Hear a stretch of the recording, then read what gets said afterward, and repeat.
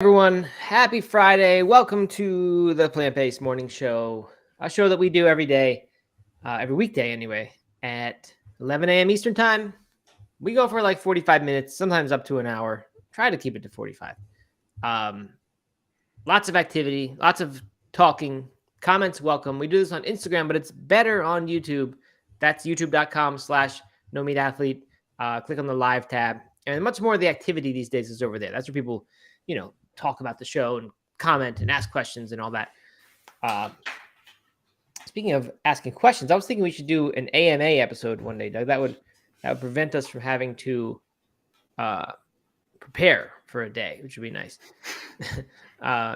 Anyway, I'm adding you now to Instagram. There you are. How's it going? Hey, Matt. How's it going? An AMA or not having to prepare? Always fan of coming in underprepared. Yeah. No, I was actually. It's funny you say that. I was about to set up a channel in the Discord about questions that people would ask, not necessarily for a full episode, but just to have questions that we can do throughout a little segment. But a full episode sounds great. So I think that's a good idea. Yeah, I actually like your idea. If we had a whole stockpile of them, we could just pull one a day, which would be ideal if someone would ask one a day. We've wanted people to do that, but yeah, if we just had a stockpile, then we could just go to it. All right, Bianca has referenced the song that we always play on Friday. Oh no, I hit the wrong button. Oh man, there we go. Much better. And that's almost as good as Doug's ukulele version, which he gave us last week before he was booed off the stage. I almost came back to redeem myself a little bit today, but I think I'm gonna hold out for another perfect moment to break out the ukulele. Yeah, perfect moment and more practice, perhaps. Perhaps really, a little more practice. Really get it down. Yeah, but man, it's like night and day compared to yesterday. I got my workout in this morning, or my workout, I mean pull-ups. Yep. I'm just feeling ready for the weekend, ready for Friday episode here. For sure. Good. Might as well play it one more time. Yeah, it's the weather's not nice today, so that's the only thing really dampening moods. I'm going to be getting an early workout in today too because we are going to Asheville this afternoon, late afternoon. So I got to knock out my last workout of the week from my first week of my new plan that I'm doing. That's been going great. So that'll be good to get that thing done and get on the road later. But yeah, I'm excited for this weekend. It's nice. We're going to Asheville, but family time. So I'm really looking forward to that. It's just going to be good. Yeah. I have noticed that you didn't ask if I wanted to get together while you were in town, but I did. We did that yesterday. Yesterday on the thing, I said, come to the big city. And then I said, I'm not in the big city. Yeah, but that was kind of an obligatory. You outed yourself that you were going to be in town, so then you had to be like, "Oh yeah, come out to the big city." Well, the thing is, I'm visiting my dad, so I'm not going to have really any time to go. I get it. It's fine. It's fine. It's fine. I'm not offended. It's okay. Yeah, we do we hang out a lot in the virtually, but not even virtually, like whatever this is. Yeah. All right. Aisha says, shaking my head, it's okay to be a work in progress, Doug. So you are a work in progress, I guess she's saying. Not just that song, not just to have a work in progress, but to be a work in progress. To be a work in progress. Yep. Here's I don't like hearing about dreams, right? So I'm going to keep this really short because I don't really want to tell it. I had a dream with Aisha in it where she and I and some others were in Disney World, and I started eating a chicken sandwich with pickles on it, like a legit chicken sandwich. And I was like, oh, I do this like once a month. And she just didn't realize it. And I just felt so bad. I was like, wow, I just might have ruined her. She probably thinks I'm this cool plant-based guy on this show. And here I eat a chicken sandwich once a month. And then I woke up and I was like, man, I feel way better now that I don't eat a chicken sandwich once a month. But it was stressful in the dream. I felt like I was oh man, it's weird. That's funny. Well, there you go. Now you know. You can't. You can't start eating chicken sandwiches, and that's gonna ruin your life. Do you have a lot of dreams about eating meat? I've actually had. I mean, it's been vegan now for I don't know, 11, 12 years or something, and then vegetarian a few before that. I think probably 15 times I've had dreams about eating meat, where it's I eat it in the dream, and then I just realize after a while in the dream still that I don't, or that I'm not supposed to. And it's just always weird. So it's happened quite a bit. It may have to have more to do with like doing this publicly online and all that. And rather than like if you were just vegan at home or vegan and didn't have your whole work based around it, I guess. Maybe there'd be less. Yeah. Imposter syndrome. I don't think I've ever had that dream. I don't think I've ever had Never. That dream. Wow. No. I do have a secret fear of like the other day I was telling you that I ran into, or someone recognized me at the ski lodge a couple weeks ago. This secret fear of like accidentally getting something that's not vegan, thinking that it is vegan, and then someone recognizing me and them knowing that it's not vegan, and then like that being an issue. I've always had a fear about that. Yeah, I have similar. Know. Yeah. I've told you about the thing with the refrigerator. We're holding takes shots of our refrigerator, and we had guests in town just a week before that or 2 weeks before, and they bring deli meat. And I'm always just worried about like some sort of accident like that happening, right? Where it's that, or just something we didn't know, like you said, and then it just shows up on the internet and suddenly it's this huge thing. Probably if that ever happened, it would just be nothing. Like no one would really care, and we just explain it or whatever. Aisha would care in your dreams anyway. Right? She would. She'd be disappointed. That's what it was. She was disappointed, or I don't know. It's just weird. I just didn't want to let her down. Oh, that's funny. Hey, wanted to call out you told me we had to always pin the YouTube link. And I left the comment and then you didn't pin it. So call that out on Instagram. Come over to YouTube. That's where the fun is. If you're there. And also come over to the Discord. Discord is blowing up, man. I intentionally didn't chime in at all last night or this morning, just kind of see what would happen. And it's just, I love how much interaction people are getting with each other. And there's like 90 people in there now. It just keeps growing and organically. I love it. So cool. Good. I did not get in there much in the afternoon or evening yesterday. I kind of like forgot everything yesterday. I didn't even put the podcast up. I pretty much never forget to put the podcast up. Every now and then I do. And yesterday was one of those days. And on the way to soccer practice at night, I realized that I had not edited or put it up. And so it went up very late. So if you're a podcast listener, you got called out on it in the Discord. Oh, someone did say it there. Okay. So had I gone into that, Sky Kinsman had a cute little meme about patiently waiting for the episode to go up. That's funny. Yeah, I guess people can go to YouTube obviously and go get the recording there if they want. I don't think you can download it to your device, but you could always stream it immediately following. Yeah, well, that's what they ended up doing. I gave up and found it on YouTube. Good. Okay. Anyway, I'll get back to that. Sorry about my mistake. Just forgot. Steven wants to know, how do you catch up? How do you deal with skipping Discord for a day or a few days and then feel like you're way behind? I think that's just life. Like if you miss hanging out with the friends for a day, you gotta just accept that you missed out on those conversations and engage on the next ones. I mean, it depends how serious you want to be, right? Some people are going to read every comment in there, and they're going to go. If they miss a day, they'll start back and they'll catch up. They'll just do the work. But I wouldn't recommend that, because then if you miss 2 days, then it's piled up, and then it's this thing. So just like Doug said, you just pick up where you left off. One thing we never talked about, and I don't want to waste time on the show going into any detail, but like with Discord, you can set your notification settings. And one of the nice things about it is I think is that you can get like a phone notification whenever you are mentioned, or if there's ever posted a certain channel, and you can choose all that stuff. So just click on there and, click on the little bell at the top and you can customize stuff. So that's a nice thing about Discord, because I know people don't like having another thing to check. I certainly don't. So if you just put some notifications, they don't necessarily need to check unless you want to be like all into all the conversation. Speaking of conversation, there is a whole debate going on right now on YouTube. Have you seen this? Mr. Discord? Jeffrey asked, chunky or smooth mashed potatoes? My wife and I had this debate last. Let's see. Doug, you just froze for me all of a sudden. All right. So Doug is frozen. Oh no. There you go. Now you're working. Okay, good. Okay. The Mr. Jeffrey threw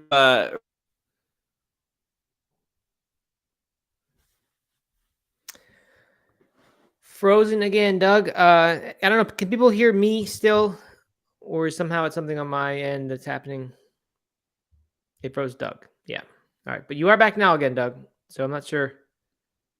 Okay, I'm turning off internet everywhere. It's the Cat in the Hat being streamed too much in your house. Oh, hold on. You need to crack down on that. All right, well, I'm going to answer the question while you're figuring that. I really don't eat mashed potatoes pretty much ever. But if it's Thanksgiving, I think I'd go with smooth. I'm okay with chunky. You know what? If you're going to make them chunky, make them really chunky. I don't like little tiny lumps that seem like mistakes. I'm a chunky mashed potato man. I'm a skin on mashed potato man. I want it to feel like someone just squeezed that mashed potato with their hands. Right. You like a smashed potato, really. I'm a smashed potato. Yeah. Right. But then you got to stir in a little vegan butter. Make it like a flavorful. Lots of salt, pepper. Right. But no. Chunky. I mean, you could interpret smooth mashed potatoes as being highly processed, more processed than chunky. And once they get smooth, your body has to do less work. They take up less room in your stomach. They go to the bottom like a liquid, caloric density issue. So I'd say keep it close to whole food. Just smash them a little bit. Don't process them. You'd say that, I think maybe a little bit jokingly, but I think that's maybe why I like it. It just feels more like a natural food than because like super creamy mashed potatoes make me think of mashed potato out of a bag, like instant mashed potatoes. Yeah, right. And that's a no-go. Yeah, I used to do that in college. Made mashed potatoes out of a box. Came in a cardboard box, this powder flake stuff. And I don't know what we did to make it whipped up into potatoes, but we did. And it was not very good. All right, there was something I wanted to mention. I forgot what it was all of a sudden. Yeah, don't know. Anyway, so okay, good. Well, good debate. I like it. Keep the debates going. Put them in Discord if you want. That's a good place for debate. Yeah, I can't remember what I was going to say. I had something to say about potatoes, I thought. Oh, it was just that potatoes are good. Potatoes, like in all forms, are just a delicious food. And I overlook them a lot. I don't think about making potatoes, but they're always just like really good. Even as we've said, the baked potato dinner, where that is your main thing, and you just put a bunch of things on there. Just we did that food the other night. I think the potato diet sounds pretty doable, where you only eat potatoes for like 2 weeks. Yep, you can do tater tots for lunch, hash browns for breakfast, French fries for dinner. Oh, is that what you're talking about? I don't think they can be fried on that particular diet. Oh, okay. All right. Anyway, I found an article today that I'm a little concerned about. This is again not the real show content, but just internet or introduction content.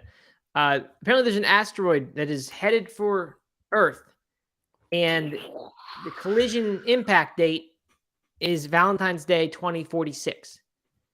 Now, before you go freak out, sell all your stuff or whatever whatever it is you would do, start traveling the world. This scientist who I don't know how reputable the scientist is, but they're saying 1 in 400 chance of the impact happening. 1 in 400? That's pretty good. Well, here the ESA, whatever that is, currently estimates a 1 in 607 chance of impacting Earth. You're saying that's pretty high chance? Yeah.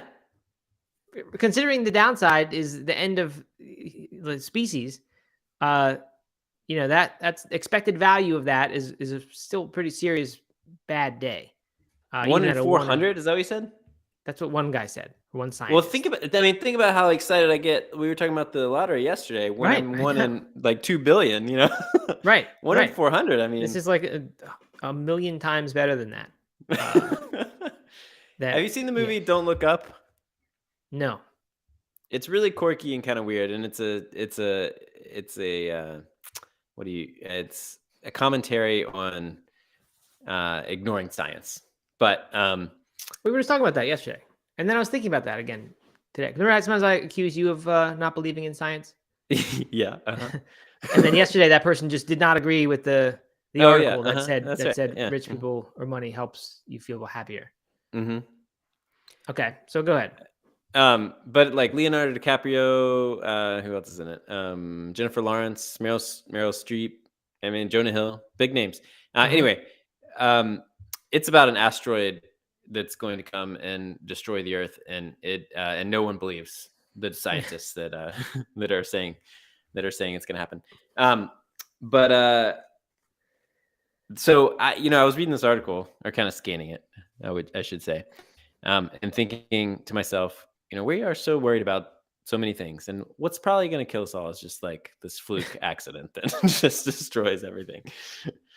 Yeah, I mean, like I said, throughout history, most things that are coming up that are going to be this huge thing turn out technology just erases the problem.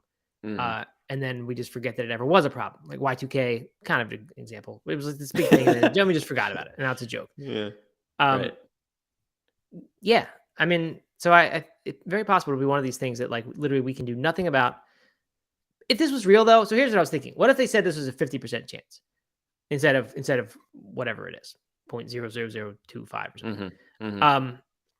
What would people do? Like, would people start freaking out now, even though this is, when did I say? 23 years from now. 23 years from now, if it was a 50% chance or even higher, then, like, would people start doing things way differently? I think so. Like, if that was just news that came out, like, I think it would be a really different 20 years. Yeah, I mean, if someone told you like the world's going to end in 20 years, right? I mean, you still have to pay for all the stuff that you're going to do for the next 20 years, right? So you're not going to like quit your job, right? Unless you have the money to support yourself for the next 20 years, right? Which I don't. Right. Don't know about you, but not yet. So you still got to like live for the next 20 years, but you'd probably live a little differently. I'd certainly think less about long-term savings and health and it'd be a big shift. Yeah, some priorities would shift, right? We'd stop investing in the future. If it was a certainty that it would end, right? So it'd be really interesting then if it was a 50% chance, because then you'd have to sort of balance that. Like we still should probably invest in the future in some ways, but there's a decent chance it's not going to matter. Yeah. I don't know. It'd be kind of. What about your kids? Like, would you send your kids to school and stuff like that, or would you just like have them live their best life for the next 20 years? Yeah, I don't know. Funny. But so 1 in 400 is not nothing. I mean, I'm thinking this is like we're discussing this hypothetical, but it's not entirely hypothetical. This is a real thing. This is 1 in 400 chance. Mr. Jeffrey says we're more likely to die from a volcanic super eruption than an asteroid, scientists say. Well, until they found this one. Say that. Right. I mean, volcanic super eruption, that's something like that's what I'm saying. Is like we're so concerned about this kind of long-term stuff, but really it's going to be a fluke volcanic super eruption that just ends the world as we know it.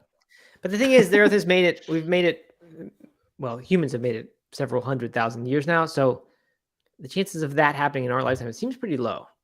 Yeah. So I think we'll probably be all right. But eventually it'll happen eventually.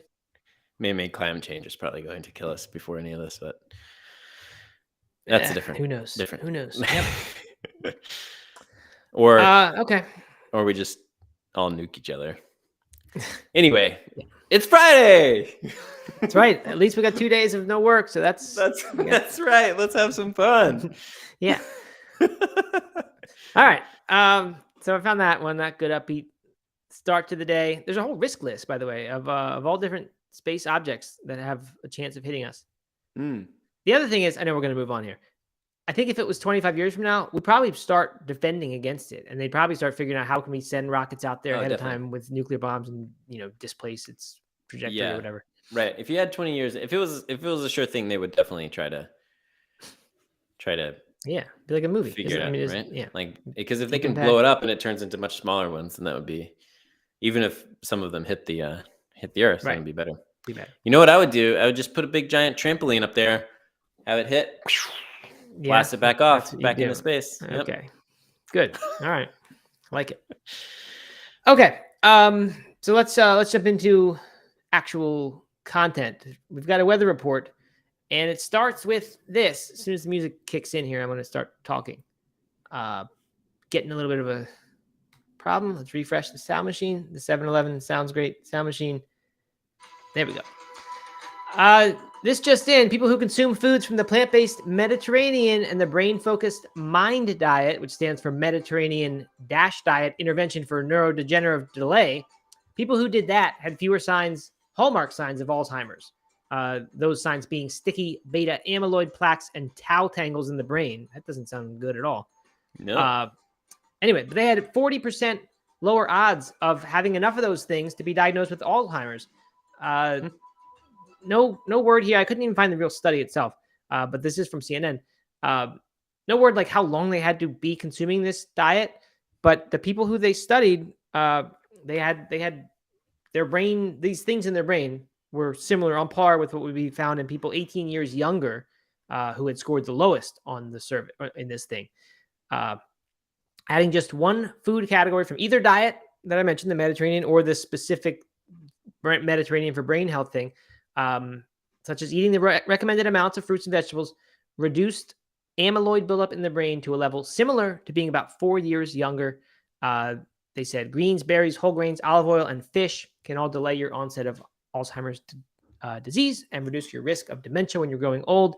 The best one being the leafy greens, which is something, despite all these reminders, something I still need to eat more of. We just don't quite do it every day. A lot of days, but not every day. Is the plant-based Mediterranean diet, is that a vegan diet, or is that just what they're calling the Mediterranean diet? They're just throwing plant-based in front of it. I think they're just calling the Mediterranean diet plant-based. I don't think it's a special version of it. Okay. But I don't know that for sure. See, this is the problem with plant-based. We talked about the other day. Yeah, that's a good point. We don't know what they mean. All right, so that's that. In less healthy news, the Kraft Heinz Nut Company, who we talked about yesterday, Kraft Heinz being the worst of the food conglomerates in the world as far as healthy food proportions go. Well, this joint venture has announced it will release its first plant-based mayo product, Not Mayo, in regional U.S. markets this month, and it's also coming, Mr. Jeffrey, to Canada. So you will not be safe from this mayo, Frankenfood, probably. Late 2023. I don't know why this is such big news, because there's already is Vegenaise and the Hellmann's vegan mayo, but Notco, I think, might be more doing the precision fermentation thing. They've previously announced the plant-based Kraft cheese slices, which we saw before. Not Cheese, I think, is the name of those things. Mm-hmm. And that's currently in 30 stores in Cleveland, Ohio area. So anyway, they're doing their thing. And finally, plant-based brand Daring, who I've seen in Walmart's freezer or Walmart's something. Yep. And I think I've seen it in some grocery stores too. They said they are having their first ever convenience line of frozen entrees. So I think the Daring products we've seen so far have just been straight up like their plant-based chicken in bulk, nuggets and stuff. Yeah. Right. Mm-hmm. So they debuted 2 new entrees at Expo West this week in Anaheim, California, and along with 2 additional product innovations, Daring teriyaki pieces and buffalo wings. I'd be curious about those buffalo wings. I haven't tried anything from Daring. I don't know why. I have this sense that it is a sort of a premium plant-based meat brand, but I have yet to get any. I think I have. I'm just confirming. Yep. On your Walmart trip? On my Walmart trip, yeah. We got the Daring nuggets. Okay. And have you dared to eat them yet? I have. They were delicious. They're very good. Yeah. Good. It looks like they have chicken pieces too, like grilled chicken. No, I don't really remember them being anything special, to be honest. Like nothing. I mean, certainly better than like Boca Nuggets or something like that, but on par with Impossible or that kind of thing. Okay. Yeah, I mean, that's, to me, the state of the plant-based meat market is like everything's pretty good, and it's all pretty good now. Like it's like, I don't know, when it comes to plant-based chicken, like they've all kind of caught up. It seems like there's 10 brands that make a decent chicken tender sort of thing, and it doesn't matter which one you're having; they're all okay. Yeah. Hey, Aisha brings up something that I shared with you, which is this. I must have missed it. Plant-powered mushroom milk that she shared with us, and then I forwarded it to you. Did you get that? No, I don't know when I saw that, or I don't know when. All right. Well, then we're gonna hold off and talk about it on Monday then. Okay. Well, we did talk about Meaty Foods, the mushroom mycelium-based whole cut steak company, and their steaks apparently are now coming to Sprouts. We didn't ever say the specific date. Wow, that's big. It was in the weather report a few days ago, but we didn't have a specific date. I couldn't find one. glad you listened so closely to those weather reports. Yeah, sometimes I get distracted by the comments. But anyway, Aaron then showed me a picture from Veg News, like of it. It looks like actual steak. Like it looks like pink inside, like closest. I mean, it doesn't look like from some fake Beyond thing. It looks like real steak. So I'm very curious to try that. I have this sense that the mushroom meats mycelium based somehow might be a little healthier than these other ones. Mm-hmm. Who knows? Anyway, that's the weather report. Back to you in the studio, Doug. Whoa. I got nothing. It's Friday. All right, so a couple articles today. Only one from one of my fun sources, and we'll do that at the end because it's really a bad article. I have serious problems with the article, but this one is yeah. Okay, go ahead. I like. Well, there might be serious problems with the article, but it was like I was like, oh my god, this is crazy. Right. Anyway. All right, so we'll get there in a minute. So hang tight. This one, why a keto-like diet may be linked to heart attack and stroke. This is from medicalnewstoday.com. Doug, as you pointed out, it's always fun to kind of dump on these keto diets when science does so, especially when it's not Veg News reporting it, who's like, inherently pro-vegan. Medical News Today, I think of them, I don't know, they're good at content without being too clickbaity. And I tend to think that they're pretty kind of unbiased. No big checks that says expert reviewed or anything like that. It is fact check. There is a fact check by Harriet Pike, PhD. Okay. We even get a name instead of just like expert recommended. Mm-hmm. So that's good. And I believe it. I do think they do a good job of that here. Anyway, we don't need to go too deep into this, but they basically looked at these keto diets, high-fat diet, which they were defining as 10% carbohydrate in terms of daily calories, 30% protein, and 60% fat. I think that's typical, as far as I know, from a keto diet. The protein number seems a little high for keto, but I don't know that much about it. I just thought they were kind of just like us, sort of low protein in their aim. But anyway, 60% fat is obviously a lot. And they said some studies have suggested that keto can help with weight loss, cancer treatments, and blood sugar levels. But this study has determined that eating the keto diet can actually have a significant increase in your heart incident risk. Trying to find the exact stat in front of me. Doug, do you happen to know it? What participants, the researchers, just how much their heart, there was a oh, here it is. Research found that 9.8. Not the one I'm looking for, but that's okay. Okay. The research found that a low carb, high fat diet almost doubled the risk of cardiovascular events when compared to a standard diet. Wow. Yeah. So I'm not sure what time frame that is over. But they think, and it does so by raising cholesterol. That was the mechanism by which this seemed to be happening. So yeah, I mean that's not great, because I think people have thought of keto as like a longevity diet, not just like a paleo where it's more like, get really ripped and fit now, right? Even if there's heart risks down the road. I think keto is a little more thought of as like this is the way to live the longest. So this is a pretty huge blow to that theory. They did point out there were limitations here. They are not necessarily studying causation. It could very well be that someone who has a high heart attack or heart incident risk already is one who is drawn to keto, and therefore that's how they're finding this association. So more research is certainly needed, but doesn't seem that keto is helping very much, if that is the case. No, definitely not. Yeah. And, it's just one of those things that you like keto, paleo, you think of those as being, in my opinion, I think of those as being ways to really see results quickly on a short term for a short period of time. Right. Yep. Like you can lose a lot of weight on something like that. You can bulk up on something like that. But how it's impacting your long-term health, I think is very questionable at best. Yeah, I mean, to me, like the fact that the point of the diet is to induce ketosis, and when you're in ketosis, like I think your breath smells bad, and I think maybe you smell bad, and you're burning fat instead of carbohydrate. It just doesn't scream sustainable to me. That you sort of put your body into this state that is giving off signs of not being at its best. Yes, you happen to lose weight during that process, but it doesn't seem like that would add up to long-term health. So anyway, they're showing it doesn't here. I mean, it's fun to dump on these diets. Like we said, I always feel bad doing it because, like, they could cherry pick and find some things, I'm sure, that would demonstrate plant-based issues. But, I mean, that's how we eat. So of course we're going to, even if we try to be unbiased, we're going to tend to favor the things that are plant-based.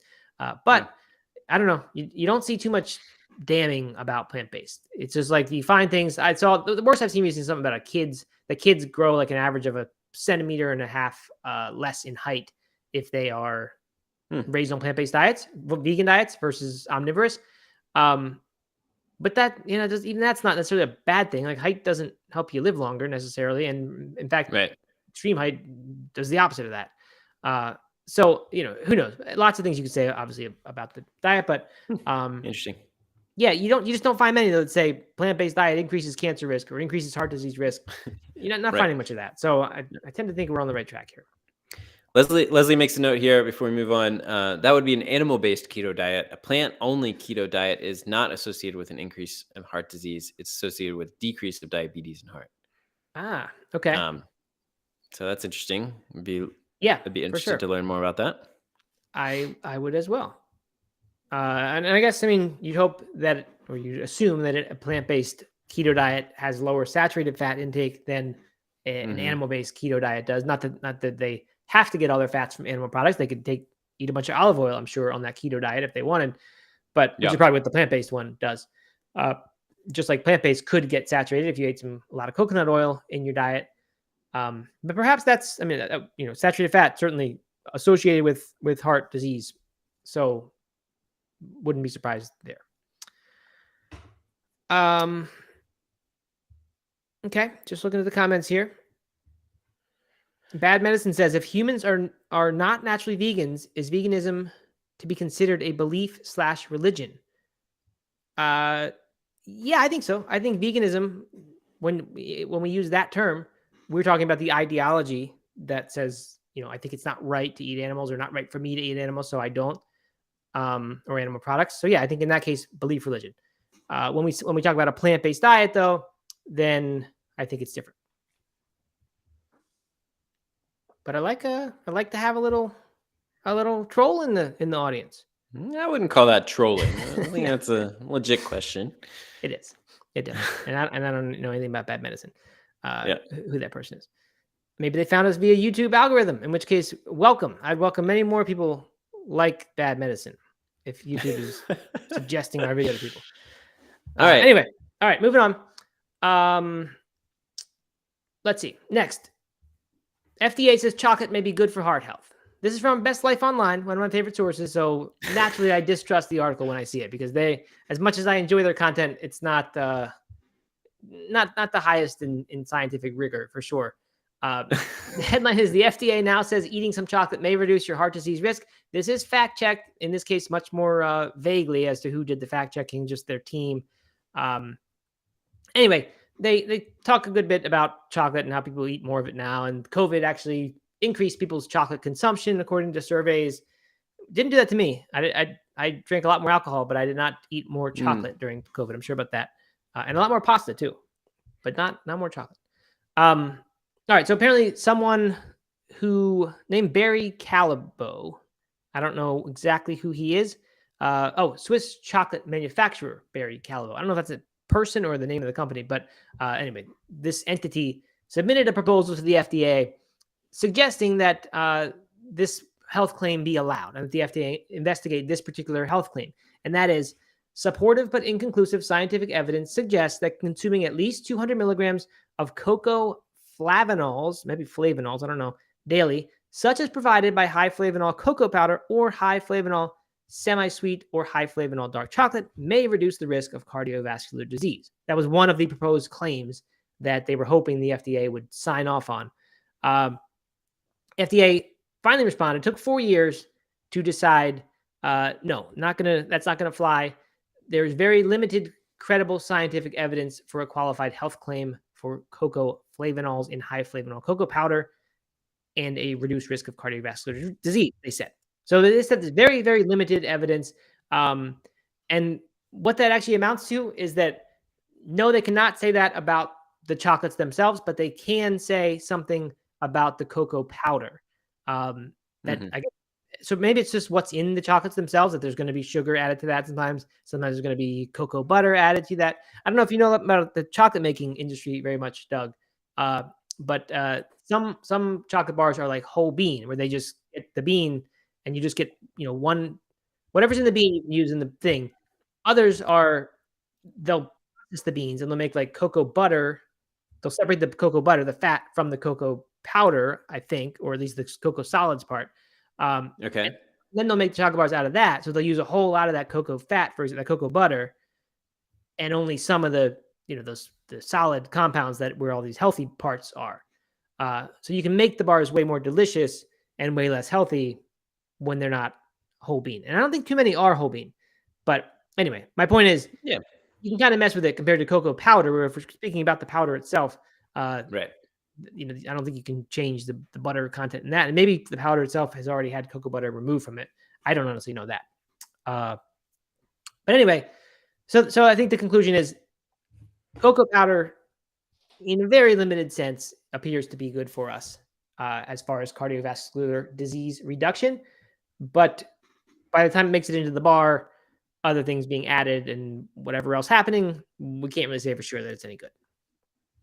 So what do you think? Maybe like a 50-50 chance that my new vegan Reese peanut butter cups are going to help me live longer? Is that? I think about 1 in 400 chance that they will help you. Okay, 1 in 400. Well, yeah, that's not too bad. Yeah, not too bad. I'm gonna load up this weekend. They also said that only 3% of people considered themselves not really big fans of cocoa. They didn't use so many words to say that, but some sort of survey said only 3% of people avoided cocoa, like chocolate. I mean, not cocoa. And I would put myself in that category. You avoid it? Most of the time, if someone offered me it, not even thinking about health or anything, I'm just saying, do you want that flavor in your mouth and that richness? I would say no, not interested in that right now. And that's almost all the time in my life. And that doesn't go for just the sweet kind. It goes for the unsweet too. I don't know. It's just too rich for me. It's just not that good. Interesting. See, I'm not like a chocolate fiend, right? I'm not one of those people that will just like hunt out chocolate whenever they can. But, if someone was like had a dark chocolate bar or something like that, and especially it had a little sea salt on there and was like, hey, you want a bite? Like, sure. You'd want that bite. But then when you feel like you needed water right away to sort of like get that out of your mouth because it's just an intense flavor. Yeah, probably. Yeah. Water, wine. Okay. Whatever. So I'm not alone in that part. No. But I don't dislike I certainly wouldn't consider myself a chocolate avoider. Right. Yeah. I mean, avoid is a little bit of a stretch. I don't know what that means. Anyway, that brings us to the star of our show. My niece doesn't like chocolate. Oh yeah? She's like really anti-chocolate. Yeah. My sister growing up did not like chocolate, and I did then. But maybe that is a gene in our family, and it has finally expressing itself now in me. I don't know. Anyway, this one's from Eat This Not That. This is the star of the show today for this Friday episode. I did not do the what your zodiac sign says about your pet choice. By the way, speaking of pet choice, we are going to foster a new dog. We're trying to pick one out now. First choice. I know. Oh yeah. First choice is not available. He'd already been taken, or she had already been taken. They think so. The next one that we wanted is there, and I think we're going to get her. I think on Monday. Wow. It's not a puppy. Selective memory, or they're easily forgetful. No, I mean what we said was not going to get two at once. That was a mistake, and we're not doing puppies. That was the huge mistake, is having those two animals that were not house trained and then chewed up the brand new house and all kinds of things. They did bad, and they just were like, you just couldn't leave them alone. I mean, they just constantly. It was like having a little kid. Yeah. Anyway, this is an adult dog who they just found. So apparently the shelters are full right now, so we're going to step in and foster and do what we can. My biggest fear though is that no one will adopt the dog, and then we will end up having the dog forever. You'll just be stuck with it. Yeah.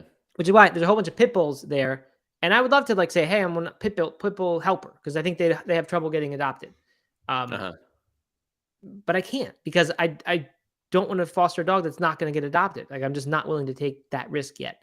So maybe if this goes well and then, we return it eventually when it is adopted. I don't mean return it. When it's adopted, maybe at some point I'll have the risk tolerance to handle and say, yes, if we did get stuck with a dog forever, I'd be okay with that. But right now I'm just not. So not doing the pit bulls yet. So what would you do? What are you going to do when you come to Asheville next time? I think you bring the dog with you.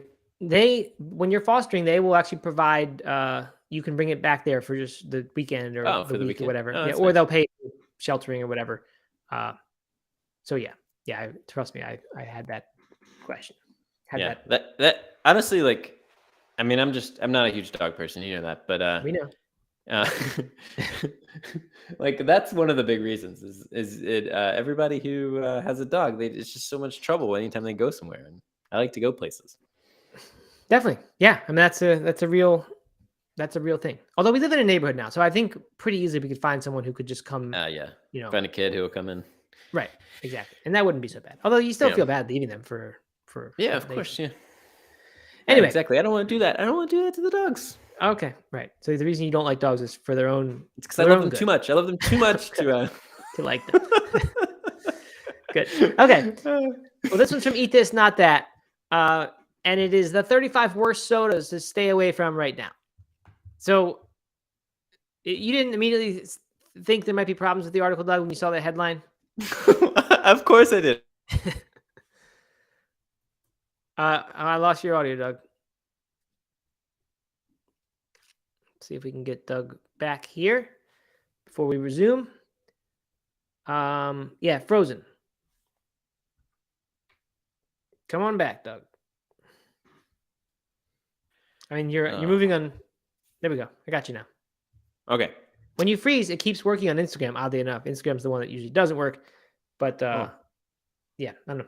Anyway, so what? It broke up before you said what trouble you sensed lies ahead when you saw that headline. Oh, I mean, well, just that I saw the headline. I immediately said, I can't wait to discuss this. I didn't even read the article. I said, this is a perfect Friday afternoon or Friday morning article. Right. So. Well, I almost didn't put it. I almost threw it away entirely because I just thought 35 worst. Like once you have 35, I just thought like, isn't that just saying stay away from soda? Like, isn't that totally. Yeah. Right. Like that, like we just could have an article that says soda is bad. So that was my suspicion. I couldn't even name 35 sodas. I don't even think I can name. Not even close. Did you know there's a Warhead sour soda, number 35, first one on the list here? No, and I saw that one as number 35, and I was like, oh, I don't even want to read this anymore because it's going to be a bunch of sodas I've never heard of before. Right. But some of them I have. Right. Exactly. So maybe that wasn't the best choice for their first one on the list. Maybe it was. I don't know. But I would have probably kept reading, more likely to keep reading if I saw the next one, Dr. Pepper Cherry Vanilla, which I've seen before, probably even had. Then I would say, wow, like I'm curious. Anyway, you start reading these. We can go through some of them. Every single one of them that I looked at, which is probably about 10, the reason not to drink it is how much sugar it contains. Like they don't, there's not like these have this extra sort of syrup or these extra flavorings and therefore they're bad. Right. Like the first one is, sugar. However, 35 grams of sugar in a 12-ounce can is certainly a lot. That's the first one. Next one, a ton of sugar in just one small can coming in at 38 grams. May be delicious when you consider the fact that you'll likely consume other sugar throughout the day. So like they took the idea that you shouldn't have sugar and that sodas are high in sugar, and they repeated that 35 times, basically. Like that's how they wrote this article. Every single one of them. It just says how much sugar's in the can and then why sugar is bad or that sugar is bad.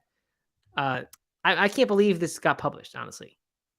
So like Nitro Pepsi, which I personally have been intrigued about when I see the ads for Nitro Pepsi. I don't know where I saw them, but I did see one or two. Nitro Guinness is delicious.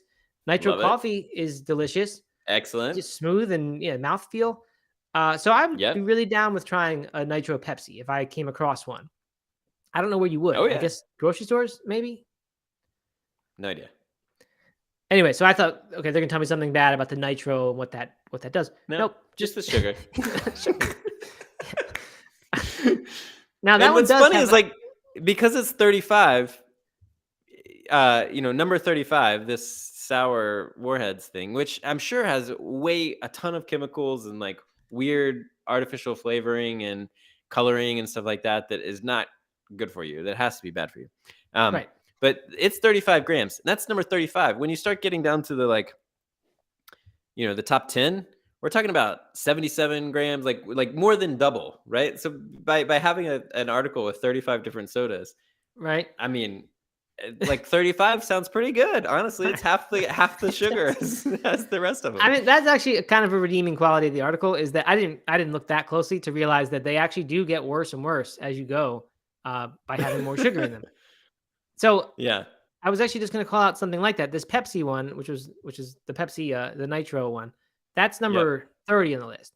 And I noticed it says in a 13.64 ounce can, because it's a little bit larger because it's the Nitro, you get 63 grams of sugar. That's a whole lot compared to I think the Warheads, what did it say? 38 grams in a 12 ounce can. The Dr. Pepper is that. So that is almost double already. And we're only 5 into the list. So so I actually didn't know until I read this article, until we had this discussion, that sodas vary so much in their sugar content. Yeah. I kind of thought that soda was soda and you just made it a certain way and then you added flavorings or whatever. Right. I would have said the same thing. And honestly, it kind of shocked me. It shocked me how much sugar is in these sodas, especially when you get to, ones like Dr. Pepper, right? 24 on the list, 65 grams of sugar. That is so much sugar. Pepsi, just regular old Pepsi, 69 grams of sugar. With most powders, and 250 calories. 250 calories. I guess that's not crazy. You think about a lot of beers I drink probably are 200 calories. But 55 milligrams of sodium and 69 milligrams of and 69 grams of sugar. How much sugar is in your run of the mill IPA? I don't know, because they don't always publish that.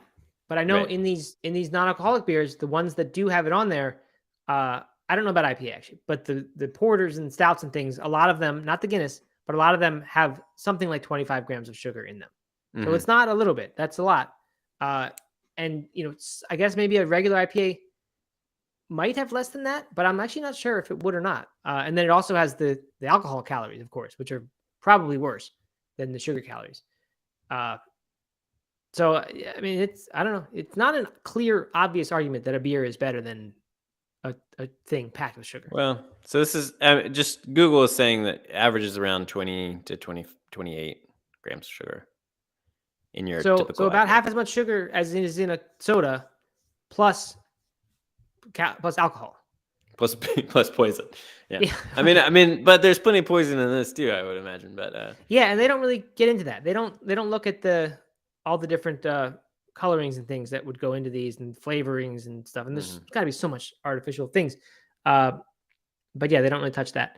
So we can just, it's really what you'd expect. It's just all these different flavors. I mean, the Pepsis and the kind of the add one flavor to a Pepsi, those seem to be in the 20 range. Pepsi Wild Cherries 23, Coca-Cola Vanilla number 20, Root Beer 19. And by the way, as we go up to 1 here, they're getting worse and worse. Then you get these Mountain Dew Black or Mountain Dew Pitch Black 16, Mountain Dew Code Red 15. What is Mountain Dew Voltage? Black? I mean, these are all the I guess I've seen Code Red before. But isn't that the one that's supposed to go with? Isn't Code Red what matches the Dorito? Like Dorito puts out some flavor that matches. Oh yeah, maybe. It used to have the Doritos branding on there, but anyway, yeah. I was bummed to see Fanta is coming in, because I like a good Fanta. I do too. I actually got a 2-liter bottle of Fanta the other day because we ordered Chinese food and my dad picked it up. A 2-liter? Yeah, he picked up the Chinese food and they said, "Here, you get this because you did it." And usually we wouldn't take that, but he took him up on it. So we had a 2-liter Fanta bottle at home. Did you drink it? We did. I drank 1 glass. Kids had probably 3 each. And then we did get rid of it before it was empty. But all right, before I show number 1, number 2, let's do the top 3. Crush Peach. See, that sounds like it would be good. Peach soda. I know. Yeah. That seems like it would be like healthy. 81 grams of sugar. By the way, with these grams, just for perspective, As far as I know, 5 grams of like a powdery substance like a sugar. I'm thinking of creatine, but there's, I think a lot of powders. 5 grams in a teaspoon. So 15 would be a tablespoon. So here you're talking about what? 6, close to 6 tablespoons. That's so much sugar. So much sugar. Yeah, it is. Oh my God. Just think about like dumping that many in your coffee or something like that, or just in anything. Right. Or in your mouth, like just putting 1 tablespoon of sugar in your mouth. You know how bad that would taste? Because I mean, it tastes good for a second, but then it's just so much sweet. And then you'd manage to get it all in and only 16 ounces of soda. Remember when candy was just sugar, like the dipstick thing? Right. That was so good. or those pixie sticks. Pixie sticks, yeah. That's good. Man, I used to go to town on those. Those giant. Remember that? Like I remember at Little League, you could get the plastic like tubes. the giant that were 2 feet long or something like that. Oh my God, I cannot believe that. People sell that. That it's legal to sell that to kids. Right. Yeah. All right, keep going. Number 2. Number 2, Sunkist pineapple, 83 grams. I mean, like you said, every single one of these is just about the sugar. Yeah. Which is more than if you ate 3 McDonald's vanilla ice cream cones. Do they? So they just keep like number 6. That's almost as much as an entire pint of Haagen-Dazs vanilla bean ice cream. So they start making these sugar comparisons to like other things. What a dumb This is funny. If you're really in the mood for some peach flavor, we highly suggest eating the actual fruit instead. Yeah, not a bad idea. Funny. All right, so pineapple soda number 2, Sunkist pineapple, and Crush pineapple is number 1. 85 grams. Let's see. 85 grams and 20 ounces. Soda has the same amount of calories as 2 bags of Lay's potato chips. Yeah, I mean, you could say it's just. I mean, it's terrible. It's a terrible article, right? You could compare any of them to potato chips if you wanted, but if you chow down on 8 original glazed Krispy Kreme donuts, you would consume less sugar than if you drank 1 bottle of pineapple. See, this is eat this, not that. They're showing their roots. They can't help but compare some other junk food to this junk food. So pineapple number 1 and 2 on the list. 2 different pineapple flavors. Who would have thought? I guess Fanta pineapple number 5. So I guess pineapple is the worst soda flavor you can pick as far as sugar goes. Now we know. Yeah. There you go. Mountain Dew number 9. Shrinks your testicles, it says. No, that's just an urban legend. Do.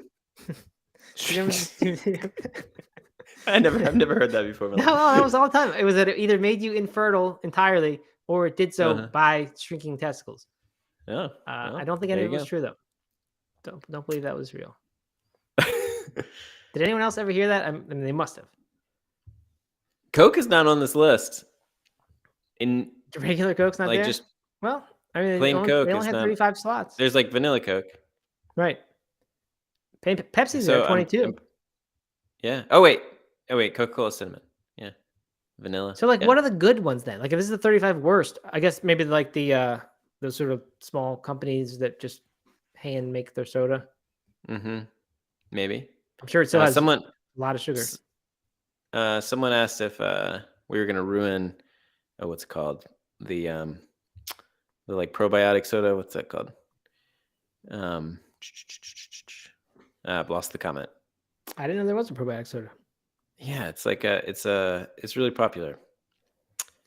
D2C brand. I like their marketing, so I pay attention to it. Shoot, totally blanking on it. Red Bull, I guess, doesn't count. Because I would think that's probably worse for you than any of these.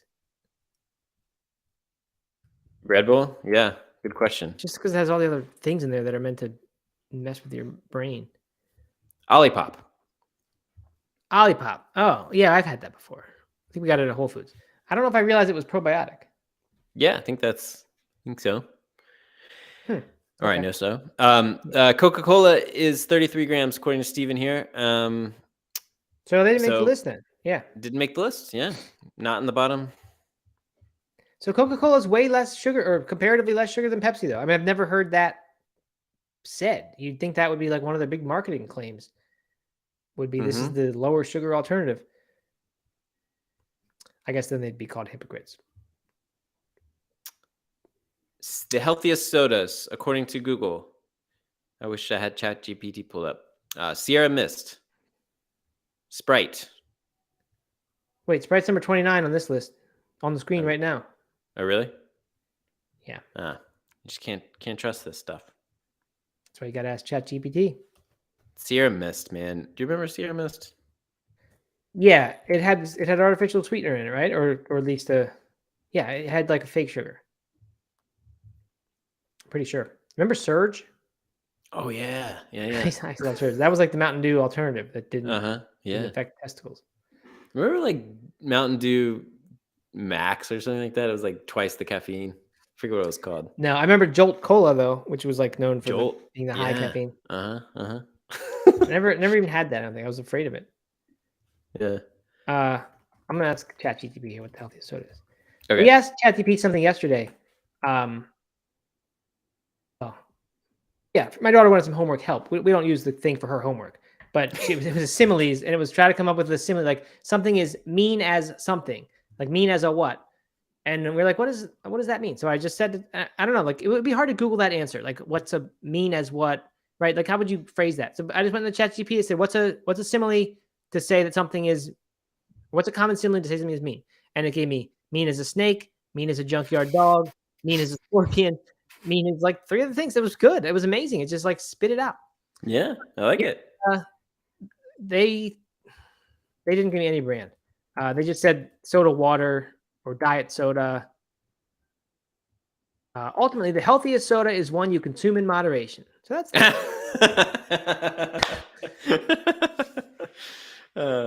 that's funny. Yeah, it is funny. It's funny that like, do you think they took that from an article, or did the robot decide? Oh, I don't know. That's how they'd answer the question with this little witty thing that says ultimately it's the one that you consume in moderation. Mm-hmm. They're not picking brands. Oh, they remain neutral and do not endorse any specific brand or product. That's a limitation of usefulness to me, right? I'm not asking you to make a political stance. I'm saying which is healthy. Mm-hmm. There's some chat over on YouTube about Coca-Cola at mile 20 of a marathon or an ultra marathon. Definitely. I'm a huge Coke drinker. Yeah. That'll bring you back from the dead. Oh, yeah. It's perfect. Which is why you don't need it during everyday life. Right? Exactly. Anything that's bringing you back from the dead when you're 70 miles into an ultra marathon is probably not something you want like in the middle of the afternoon. So Jessica does more or less what I do. I do less now than I used to. She says, I only have Coca-Cola or Pepsi when I'm already having a burger and chips, etc. Go big or go home. I think like I will almost never go get a soda. If I have drank too much alcohol the night before, about twice a year, I will go get a soda the next day, and it helps me feel better. And otherwise, it'll be this. If I'm like just in the right moment, getting the food that accompanies it, then I'll do it. Yep.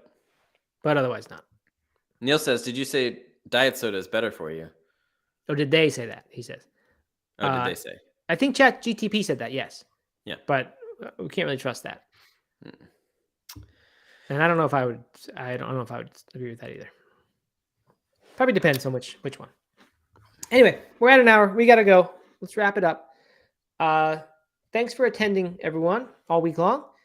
And, here we go. Steven says he and I both had colas. That's right. One late morning in Valencia. We did. We went out the night before and did not feel good the next day. So we had a soda. That is truth. All right. Anyway, thanks everyone for joining the Discord and especially for participating in there. Please keep that up over the weekend. I'm not worried about it dying because every show we can just remind people to go back in there again and we can come up with new things to make it fun. But please keep it going. It's fun. It's a good time. I'll try to jump in there a few times in the weekend and see what's up. Otherwise, that's it. That's all I got. Yeah. Have a great weekend, everybody. This was a fun show. I look forward to doing some more fun things in Discord over the weekend. And we will see you around. All right. Sounds good. Goodbye.